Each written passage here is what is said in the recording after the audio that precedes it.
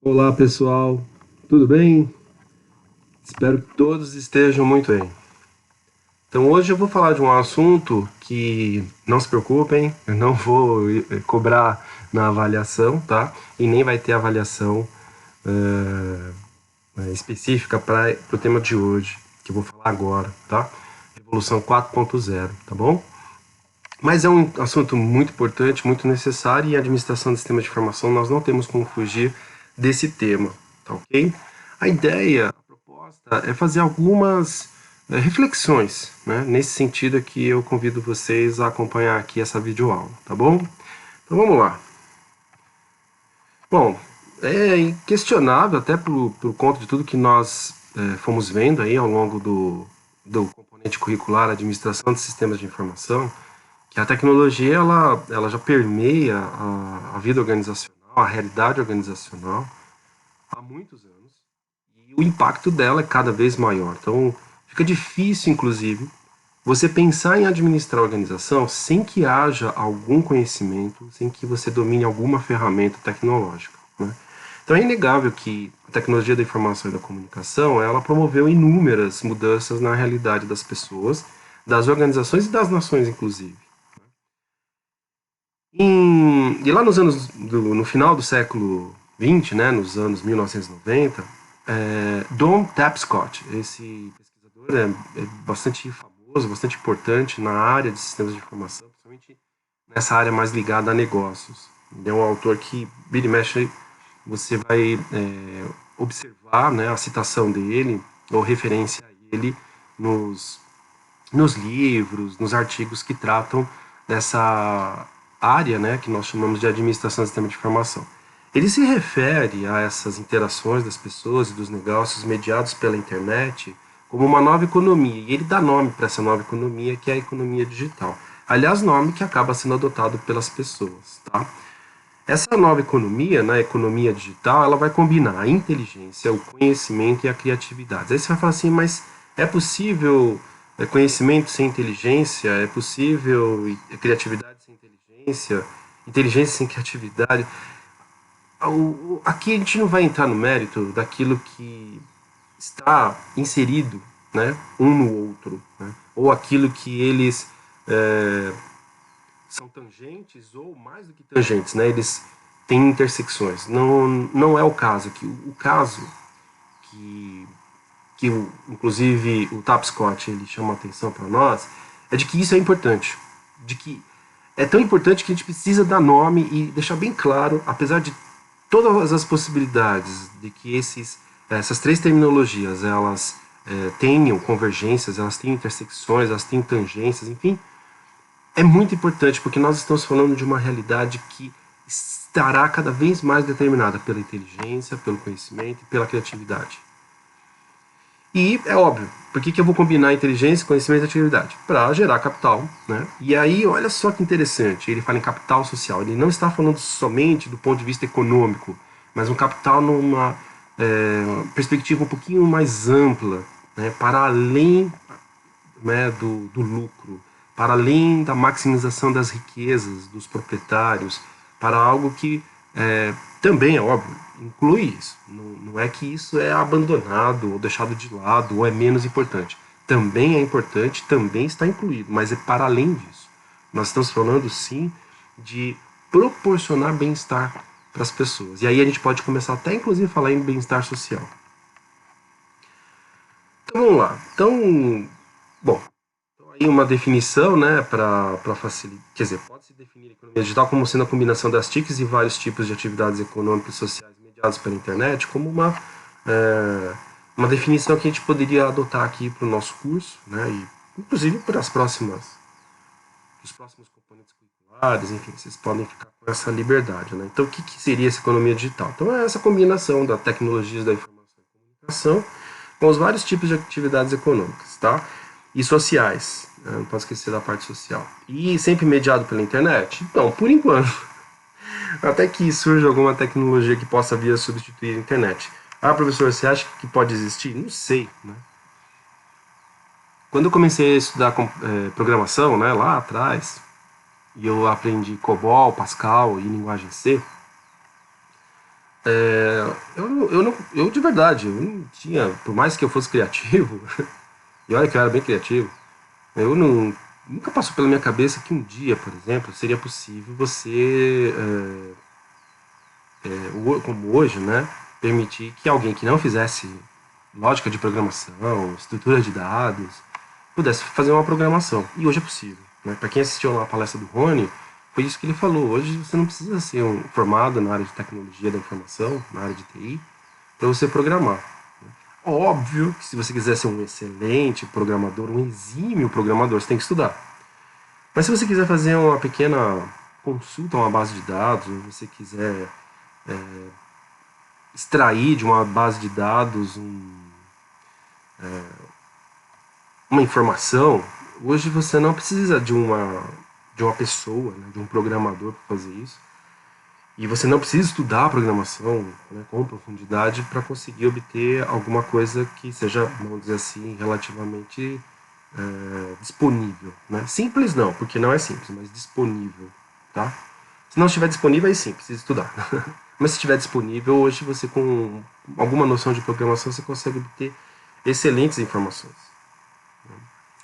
Então, eu jamais diria que isso seria possível quando eu aprendi Pascal, COBOL e C. E eu estou assistindo isso. Então eu não posso dizer hoje para vocês que não vai ser a internet, que pode ser outra coisa. Assim como eu também não posso dizer vai ser eternamente a internet e nunca haverá outra coisa. Percebam que a gente não tem essa certeza. Nós estamos no mundo VUCA. Né? Não se esqueçam dessa expressão. Né, dessa sigla, né, o MU-VUCA, mundo, né, o MU de mundo, e o VUCA é V de volatilidade, o U é em inglês, né, incerteza, o C de complexidade, o A de ambiguidade. Então, o mundo volátil, o mundo incerto, o mundo complexo, o mundo ambíguo, você afirmar hoje qualquer coisa para daqui 10, 20 anos é muito arriscado. Tudo é possível e pode ser que nada mude. A gente tem que aguardar.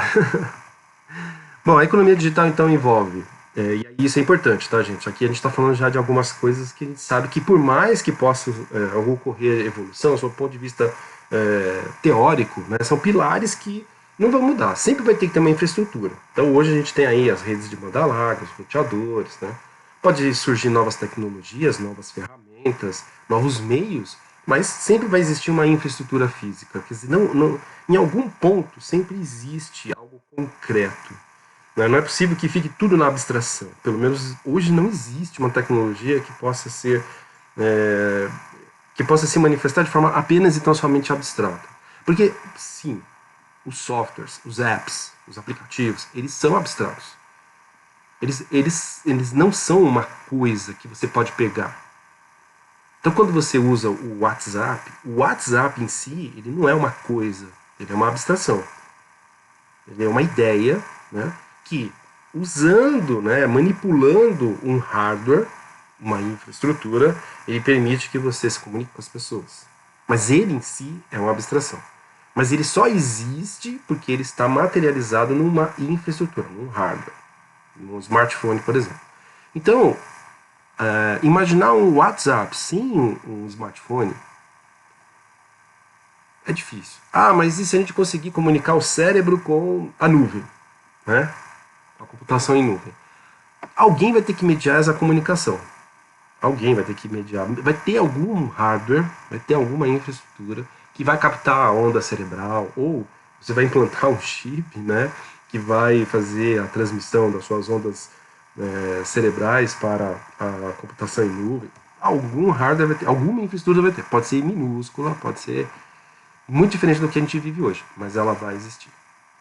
E quando eu falo, né, de você captar ondas cerebrais e se comunicar com a computação em nuvem, não estamos falando de algo que é assim, talvez. Não, já existem estudos em andamento para que isso possa ser possível. Mas as propostas, a maioria delas implica em você ter um dispositivo que vai se aproximar, né, do seu crânio, para poder captar essas ondas cerebrais, porque as nossas ondas cerebrais elas não têm alcance de quilômetros. Né? Então alguém vai ter que fazer essa transmissão para para poder... vai ter que ser multiplicada, essa informação vai ter que ser multiplicada, né? E provavelmente vai ter um dispositivo que a gente vai usar, pendurar na orelha, implantado no cérebro, na caixa craniana, né? Sei lá, tá bom? Futurologia. Além da infraestrutura, tem que ter dispositivos de acesso, então computadores, smartphones. Aí a gente até pode começar a pensar aí sim, você usar tecnologia de holograma. Então, você vai ter um holograma, o holograma ele vai simular, por exemplo, uma tela, um teclado, e você vai poder fazer esse acesso de forma não tangível. Mas provavelmente esse dispositivo, sei lá, vai ficar pendurado na orelha. Ele vai fazer uma projeção, né? E essa projeção vai holográfica e vai permitir que você, por exemplo, faça lá a digitação das coisas. Ou você dita, né? Pode ser ditado. Para que digitar, né? Sistemas de informação tem que ter. Aí esse é inevitável, sempre vai ter. Qual vai ser? Sei lá. Aí tem algumas que existem hoje, né? E que são muito impactantes nesse mundo VUCA, né? Que é a Google, as empresas Google, Alibaba e Amazon. E funcionalidade, porque querendo ou não, essas funcionalidades todas elas precisam garantir alguma coisa, elas precisam ter algum propósito. E aí a gente está falando de internet das coisas, a gente está falando de análise de dados, a gente está falando de computação em nuvem e outras que vão surgindo, tá bom? Bom, e as transações eletrônicas de todo tipo compõem hoje a economia digital. Apesar que aqui, pessoal, eu já tinha comentado isso e só vou reforçar, não me lembro exatamente qual aula, mas eu tinha comentado com vocês que essa separação da economia convencional, da economia tradicional, ela está cada vez mais complicada, né? Foi naquela aula que eu estava falando sobre B2B, C2G, essas coisas. Então, fica difícil você falar assim, não, isso aqui é economia digital, né? E aí tem aqui uma fronteira muito bem definida e conhecida, e essa aqui é economia convencional. Hoje a coisa está tão misturada, ela está tão difusa, ela está tão conjugada que fica muito difícil fazer essa separação. Então, cada vez mais que a gente percebe que as tecnologias da informação e comunicação elas estão presentes nas atividades econômicas e sociais das pessoas e que já não há mais uma separação clara, nítida, entre aquilo que é feito sem e com a tecnologia, né? Por menor que seja o uso da tecnologia, hoje praticamente tudo tem o uso de alguma coisa digital. E aí fica difícil, no que diz respeito à economia, você fazer essa distinção, tá bom? Bom, nós temos aí, né, essa figurinha, deixa eu já pôr tudo aqui. Existem dois pesquisadores aí, o Bucket e o Rickes, que sugerem para nós que a economia digital ela poderia ser interpretada por essa figura aí, né? Então você teria um cerne digital, quer dizer, aquilo que garante que a gente poderia, de forma bem simplória, mas não correta, chamar que é a infraestrutura. Teria o cerne digital. O cerne digital é exatamente tudo aquilo que permite que a economia digital ela exista, né?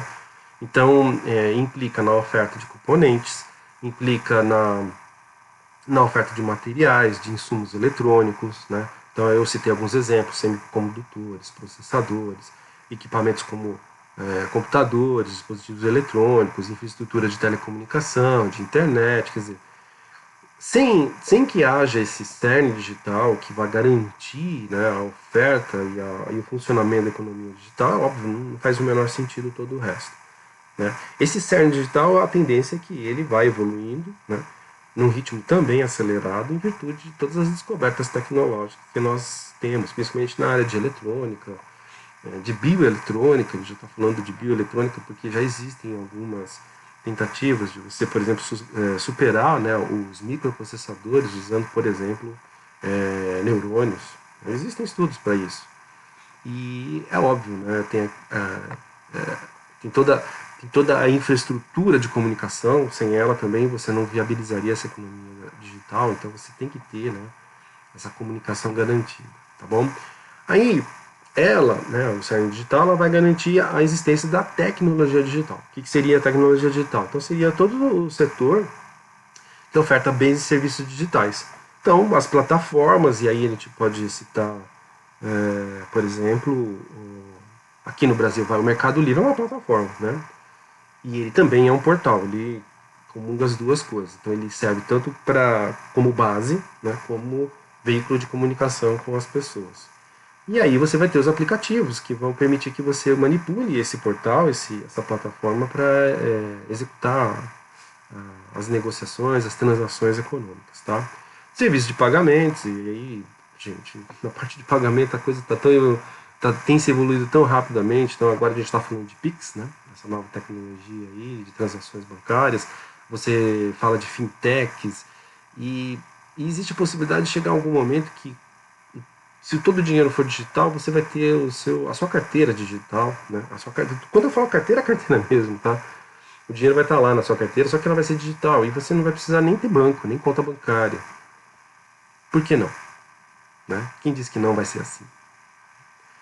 É por isso que os bancos precisam, né, melhorar muito os serviços e baratear bastante esses serviços, porque logo logo eu não vou precisar deles. Por que eu vou precisar deles para guardar meu dinheiro se eu posso guardar na minha carteira e ela não será mais física? Eu não vou precisar colocar o dinheiro dentro do colchão, como se fazia lá no século XIX.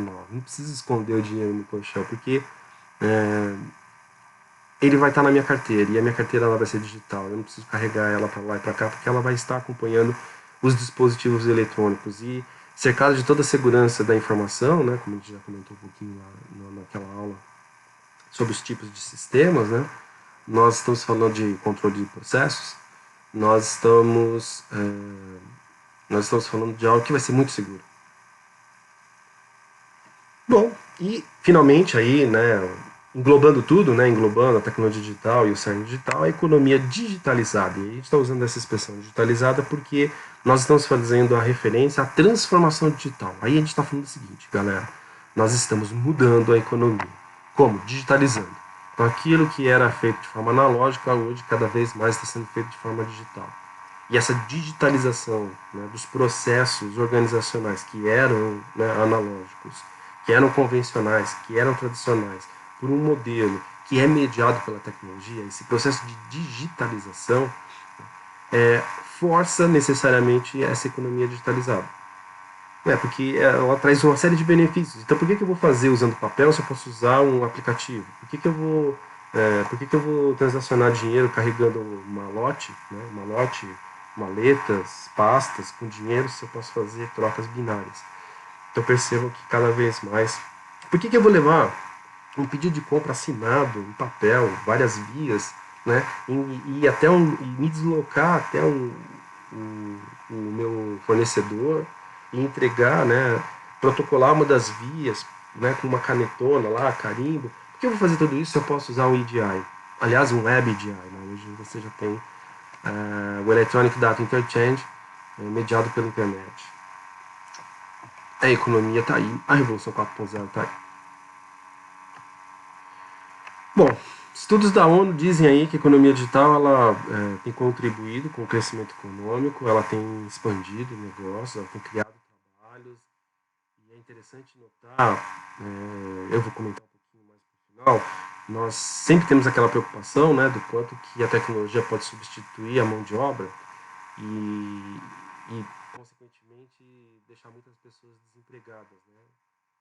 Pior, né? Poder, inclusive, correndo risco, inclusive, de você marginalizar essas pessoas, elas vão ficar à margem, né, dessa revolução tecnológica toda. Mas eu comento daqui um pouquinho sobre isso. Mas a gente tem que perceber o seguinte: há uma série de melhorias, nas transações comerciais, há uma série de melhorias nos serviços públicos, como está exemplificado aqui, e essa tecnologia ela tem permitido que as nações emergentes elas também cresçam numa velocidade equivalente ao que a digitalização proporciona, né? Então, apesar de todo o atraso que possa ter acontecido por conta da história econômica, os países emergentes têm, as nações emergentes têm a chance de recuperar esse tempo perdido se elas souberem fazer bom uso da Revolução 4.0, né? Então, nesse contexto aí da economia digital, então vai emergir a organização digital. Aliás, tem um monte de exemplo aí, né? Então, se a gente pensar em Facebook, Uber, a gente já está falando, né, desse tipo Alibaba, né, para sair um pouco do eixo estadunidense, nós estamos falando justamente dessas organizações que são digitais, né? Eu quero conhecer a fábrica da Uber. A Uber não tem fábrica, né? E da Alibaba? Talvez a Alibaba até tenha por conta da diversidade de negócio, mas não é o negócio principal dela. Ela tem porque provavelmente ela terceiriza alguma coisa que é conveniente e para ela é uma forma também de marcar presença em determinados territórios, né, determinados espaços da economia, tá bom? E aí, né, as TICs estão aí para aperfeiçoar e inovar esses processos organizacionais, conectando as pessoas, os ativos, os processos, os produtos e principalmente as ideias. E tudo isso é óbvio, impulsiona a produtividade dos trabalhadores, aumenta, né, melhora a eficiência operacional e a eficácia dos negócios e você acaba alcançando e envolvendo mais e melhor o cliente. Bom, a organização digital ela aproveita o potencial das TICs para, e aí esses são 4 aqui, ó, para essas 4 coisas que são fundamentais aí a gente acompanhar doravante, tá bom? Fica aí de lição para vocês, no futuro profissional de vocês. As TICs elas conseguem reduzir prazos de concepção, de produção, de venda, distribuição de produtos, entre outros prazos, tá? Ela amplia a cobertura de mercado, ela também pode ampliar a fidelização dos clientes, e isso é fantástico, você aumenta o número de comunicação, você se comunica com mais potenciais clientes e desses potenciais clientes muitos se transformam em clientes fidelizados. Compartilha, né, o terceiro item ali, compartilha recursos e riscos com parceiros. Então é possível se valer das TICs para obter a famosa sinergia e migrar da venda de bens, né, ou serviços, vamos dizer assim, tradicional para a venda de soluções. Que aí você pode inclusive agregar mais valor. Em pesquisa de 2016, essas referências estão todas lá, tá? Da ONU, dos pesquisadores que eu citei aqui, tá bom? Então essa pesquisa também está lá. Que envolveu aí mais de 2.000 empresas em 26 países, identificou características, né, da indústria 4.0. Então a indústria 4.0 ela é impulsionada pela digitalização e integração vertical e horizontal das cadeias de valor, vou comentar um pouquinho sobre isso, pela digitalização de ofertas de bens e serviços, e por modelos de negócios digitais, acessíveis e interativos ao cliente. Pessoal, quando a gente fala de digitalização e integração vertical e horizontal das cadeias de valor, teria sido interessante a gente ter tido. Eu normalmente, né, quando eu dou essa aula de administração de sistema de informação, logo no início, lá no começo, quando sou eu que inicio a disciplina, eu faço um resgate de alguns conceitos, de algumas teorias que vocês trabalharam lá no primeiro ano, né? E uma delas é a ideia do que é indústria, né? E aí, a partir do entendimento do que é indústria, eu mostro para vocês que o encadeamento das indústrias cria, né, uma cadeia produtiva. E é óbvio que essa cadeia produtiva, nela circula valor. Então, por isso que a gente acaba falando também de cadeia de valor. Como não tivemos essa oportunidade, então eu vou falar bem superficialmente numa outra oportunidade que a gente se encontrar aí no futuro, né, no curso, eu resgato esse conceito, pode ficar tranquilo, e a gente conversa um pouquinho melhor. Mas a ideia é a seguinte: se eu conseguir integrar digitalmente, e aí a ideia é ser digital, desde o fornecedor primário, se lembra lá daquela aula de Supply Chain Management, né? Desde o fornecedor primário até o consumidor final, se eu conseguir fazer essa integração, passando pelos diversos agentes econômicos que estão aqui entre o fornecedor primário, aquele que está lá na agricultura, na pecuária ou no extrativismo, até o último consumidor, aquele que então é o consumidor final, porque ele faz o consumo definitivo daquela mercadoria. Depois dele, não estou dizendo que não exista, após o consumo, não exista nada além, não existe depois do consumo, existe, né?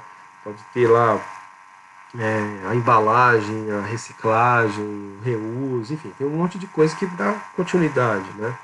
Mas eu estou falando assim, no esgotamento daquele produto, né? Se eu conseguir integrar digitalmente todo mundo aqui, a ponto do consumidor final ele saber o que aconteceu lá na ponta do fornecedor primário. Um exemplo disso, vinho.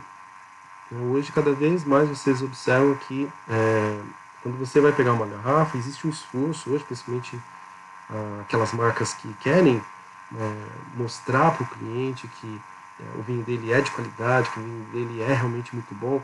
Você consegue identificar o produtor do vinho, daquela uva. Desculpa, do vinho não, da uva. Quem é o produtor dessa uva, né? E às vezes está lá, né, Você normalmente isso está codificado, né? Um QR Code, né? O QR Code. Aí você vai lá, põe o seu celular no QR Code e ele te diz, né, quem é o produtor da uva.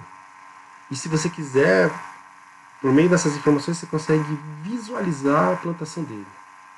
Então, olha só, o consumidor final do vinho, ele consegue ver quem é o produtor da uva, que ele está ali consumindo, é óbvio, já processada, transformada em vinho.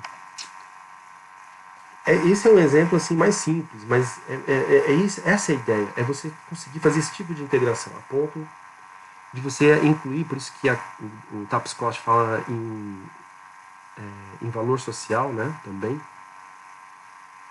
Você começa a pensar o seguinte: eu posso descobrir, por exemplo, se quando eu compro lá um equipamento eletrônico, ou eu compro um carro, ou eu compro um smartphone, né, se alguma dessas peças ela foi feita num país em que não é o suficientemente correto na fiscalização do trabalho escravo. E aí puxa vida, ó, tem um fornecedor aqui desse produto que eu comprei, que ele faz a prática de trabalho escravo. E eu posso então fazer o quê? Não comprar mais. Posso tomar essa decisão. Mas como que eu vou saber isso hoje? Hoje é difícil saber. Se a imprensa não revelar, você não tem como saber.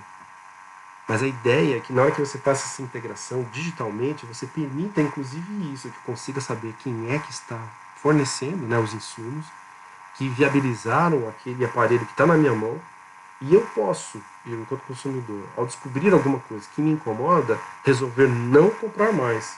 Ou até reclamar com o fornecedor daquele aparelho sobre, sobre aquela contradição, aquela incoerência de querer me oferecer uma coisa de qualidade, mas a preços que podem ser desumanos ou cruéis. Tá bom? Pessoal, então aí estão as referências, tá, que eu usei para essa videoaula. Puxa, teria muitas outras coisas para falar, teria, né, principalmente a internet das coisas, seria muito legal, né, por exemplo, apresentar para vocês algumas coisas que já funcionam hoje, né, algumas fábricas que já estão praticamente automatizadas, sabe, vai, 99, não vou dizer 100%, mas em 99%, onde as operações são todas feitas por máquinas, né, você não tem seres humanos atuando ali, né, e inclusive mesmo para manutenção, para começar, né, para dar o início, tudo isso hoje já mediado por tecnologia da informação, por robôs e sensores e essas fábricas já existem, elas não são futurologia, elas não são protótipos, elas são já reais, elas já estão funcionando. Professor, mas e o trabalho? Né? E as pessoas que deixaram de trabalhar nessa fábrica? Então, esse é um ponto que a gente tem que observar. Essas pessoas, elas só vão ficar à margem disso tudo se nós, enquanto sociedade, não nos prepararmos para a absorção dessas pessoas. Esses trabalhadores, eles precisam ser absorvidos nessa nova economia, nessa economia digital. Mas como é que eu faço a absorção delas? E aí entra o papel do administrador, principalmente para quem for para a área de recursos humanos, que eu convido vocês, por favor, venham. Sim, eu faço propaganda, eu gosto muito de recursos humanos e torço para que vocês todos possam vir aqui para a área de recursos humanos e se especializar nessa área. Nós precisamos preparar as pessoas. E essa é uma das críticas que eu faço ao Instituto Federal. Nós não preparamos as pessoas aqui, por exemplo, para a pandemia. Ah, mas era impossível imaginar a pandemia. Sim, a pandemia eu até entendo que seria improvável que alguém, no ano passado, imaginasse que fosse acontecer o que aconteceu esse ano, de 2020. Mas e a Revolução 4.0? E essa quarta Revolução Industrial? Ela não é inimaginável. Ela já vem sendo falada já há alguns anos. Há anos. Não estou falando de alguns meses ou algumas semanas. Anos. Então, nós não estamos preparados para. O Instituto Federal não está preparado para a quarta Revolução Industrial. E nós corremos o risco de ficarmos de fora. Bom, pelo menos parte de nós. Né? Não todos. Nós aqui no Bacharelado da Administração, por exemplo, a gente já fala sobre a indústria 4.0. Na reformulação agora do projeto do curso, nós já estamos inserindo a quarta revolução industrial na forma como nós pretendemos, né, oferecer o curso. Então, no novo projeto do curso, na nova matriz curricular, nós já vamos inserir esse elemento. Né? incorporando isso, e é óbvio, para incorporar isso nas aulas, né, e no curso de modo geral, nós professores também vamos ter que aprender muita coisa. Porque como que a gente vai ensinar a quarta revolução industrial para vocês se nós não soubermos o que é a quarta revolução industrial? Então, parte do Instituto Federal se prepara sim, porque tem ações, né, não só individuais, às vezes até coletivas, como é o caso do bacharelado, mas enquanto instituição não. Enquanto instituição a gente está muito longe dessa preocupação. E aí quando a gente não prepara as pessoas, é óbvio, essas pessoas despreparadas, elas vão ficar de fora. Mas se as organizações, e aí por favor pessoal, vocês são fundamentais para isso, vocês serão os futuros diretores, os futuros gerentes dessas organizações, vocês precisam sempre acompanhar essa evolução, e acompanhar essa evolução implica sim em preparar as pessoas que trabalham para você, implica sim em preparar esses trabalhadores para esse futuro, em capacitá-los, em treiná-los, em dar a eles a oportunidade de estudar, em orientá-los, é importante orientá-los, para que lá, quando esse futuro começa a se materializar, eles não sejam colocados de lado. Eles não fiquem à margem. Eles não se transformem num problema social. Lembre-se, a gente tem que também olhar o capital social também é importante. Eu não posso falar só do capital financeiro. Eu tenho que falar de capital ambiental, tenho que falar de capital intelectual, tenho que falar de capital social. O capital hoje, ele não é exclusivamente financeiro. E eu não estou falando nem de socialismo. Estou falando de um capitalismo inteligente, mais humanizado, tá bom? Pessoal, então tem aí algumas referências, tá? Algumas. Não daria para esgotar todo o assunto, mas essas aqui são as que eu utilizei para essa videoaula, tá bom? Nosso próximo tema será uma revisão geral no encontro síncrono, então não tem mais videoaula, é encontro síncrono. E eu espero que vocês tenham aproveitado bastante aí o curso de Administração de Sistemas de Informação, tá? E a gente vai se falando, né? Então, se tiver dúvidas, apesar que esse aqui foi mais um tema para reflexão, mas se quiserem comentar alguma coisa, fazer algum bate-papo, a gente está disponível para isso também, né? Para essas reflexões, para esses debates mais profundos. As orientações para as atividades propostas, elas já estavam lá, né? Espero que todos vocês tenham conseguido. Hoje é o dia 9 de novembro, né? Eu estou falando hoje porque eu estou gravando para deixar disponível, né, essa videoaula no dia 9 de novembro, né? Então, a aula de 9 de novembro, né, que é essa daqui, ela coincide com a data de entrega de todas as atividades que estavam propostas lá. E na nosso plantão de dúvidas, a ideia é esclarecer, né, algum ponto que possa ter ficado nebuloso, para a avaliação do dia 11 de novembro, que é uma quarta-feira. Tá bom? Pessoal, muito obrigado por tudo. Espero que vocês todos estejam bem, espero que vocês tenham aproveitado e que a gente possa aí construir, né, um futuro melhor usando a tecnologia a favor das pessoas, das organizações e das nações, tá bom? Forte abraço, gente!